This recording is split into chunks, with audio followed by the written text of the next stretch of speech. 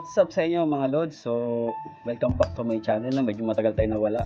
So, for today's video, mag-aayos tayo ng ating 3-stage na PCP pump. So, ito kasi matagal ko nang gamit. Siguro bumigay na rin yung sa loob niya. So, ang problema nito, kapag pinapomba ng matagal, mahirap na siyang hilahin.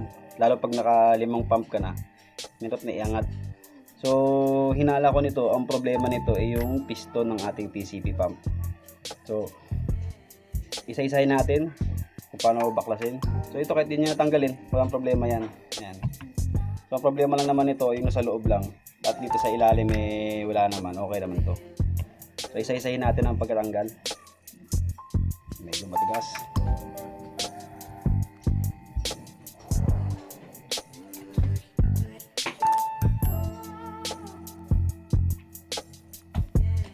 Yun, medyo matigas yung pagkakasara. Medyo matagal na rin kasi hindi nagamit to.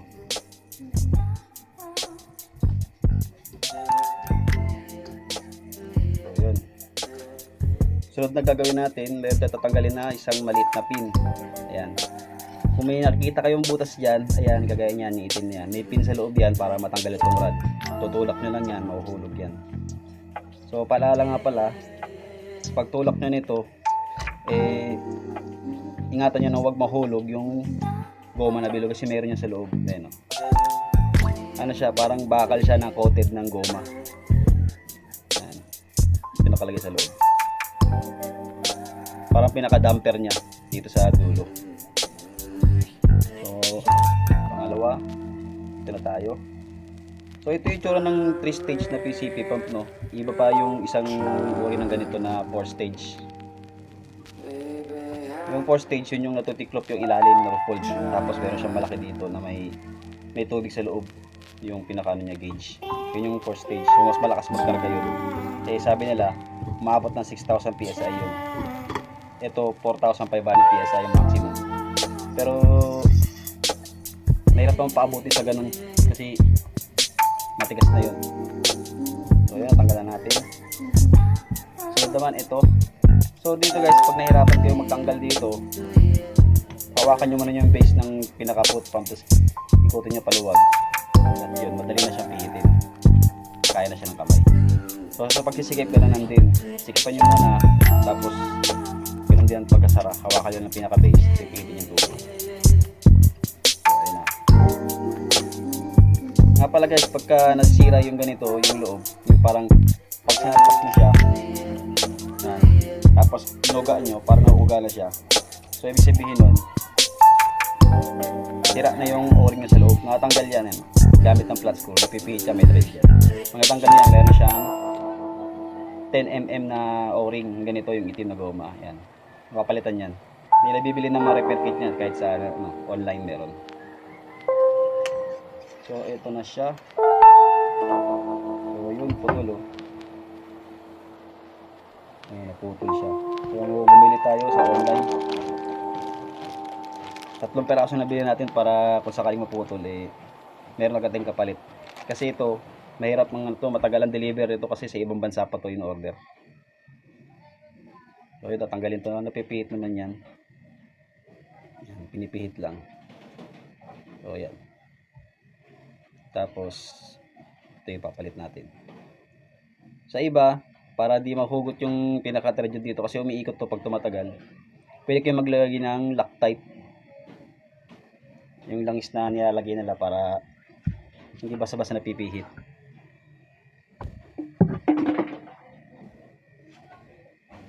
So yun yung PCP natin nasa likod, si Rap. Matagal na siyang hindi rin nagamit. Stuck na siya dyan ng 1 linggo rin mahigit. So hindi ko alam, baka may bond na. Kasi nga hindi natin magamit dahil nasira yung ating PCP pump. So yun, nakabit na natin.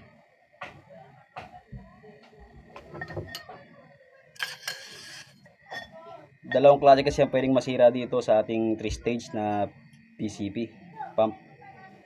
Pag itong nasira, ito yung mahirap hilahin. Kapag tumatagal, mahirap iangat. Tapos yung isa naman na cause nito, yung isang ito pag nasira ilalim. Kasi sa ilalim mayroon pa spring yan. Pagka tinanggal ito pinaka base, ito pinaka paa niya, mayroon pang allen wrench sa loob yan na malaki. Pag tinanggal yun, may spring yun. Pag yun naman na naging sira, yung foot pump nyo naman, pag dinidiin nyo ng mga 5 pumps, siguro pag diniin nyo, bumabalik na siya. Kumakalahati siya ng balik. Tapos pag inangat nyo naman, ito naman ang nagiging problema, mahirap naman hilahin. Kumbaga, nagme-maintain sa gitna, mahirapan kayo. So yun, ibalik na natin. So, para suwabe lang siya ipasok, maglagay tayo ng silicone.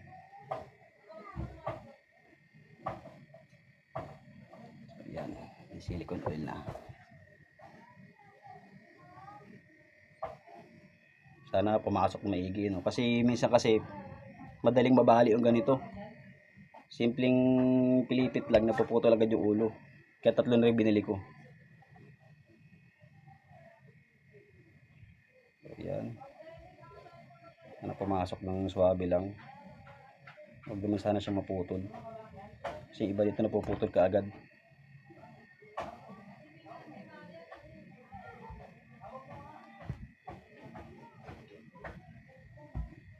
O yun, pumasok.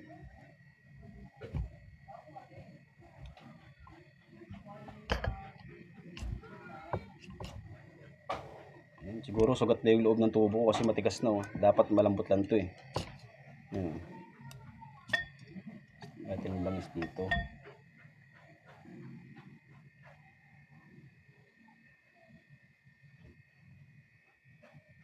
Damihan pa natin.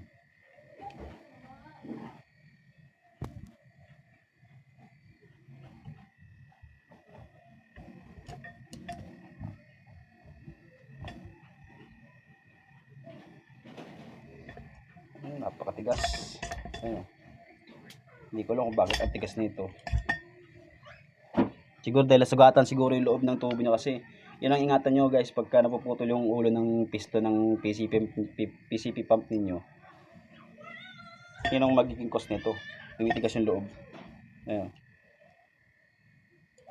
Mahirap hilahin.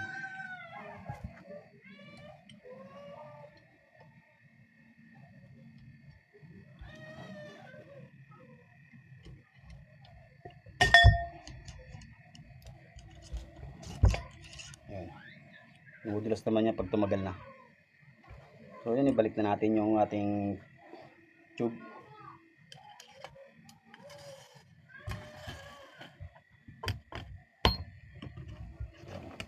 Tapos itong ating pinaka gasket sa ibabaw.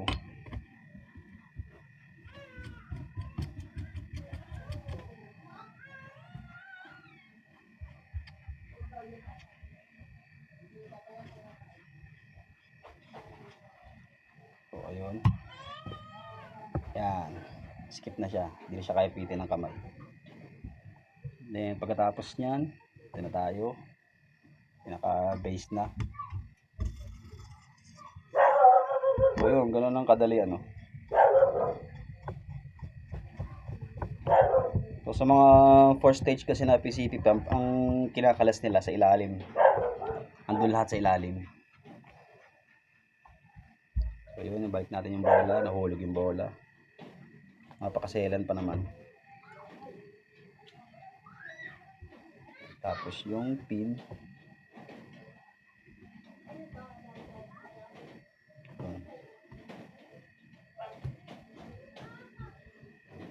So yun, didiin na natin. Matigas talaga. Siguro nasagatan nga siguro yung ano ko. Pinaka loob na tubo. Yan ang pinaka iniingatan dapat.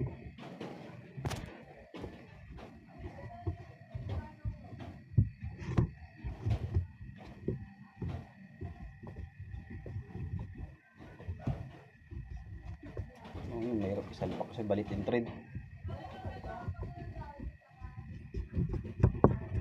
Yun.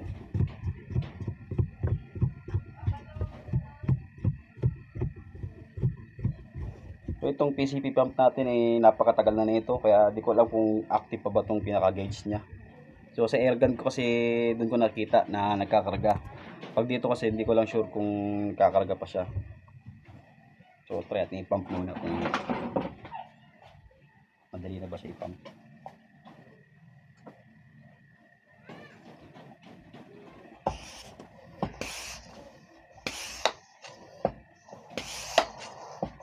Yun, kumakarga.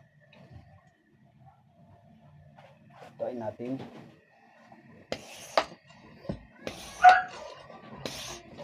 Yun, pangatlo pa lang. Matigas na. So yun, sira na yung gauge natin. Pero maganit na siya. Hindi na siya nabalik. Yan. Tsaka hindi rin siya mahirap iangat. Napakadali lang.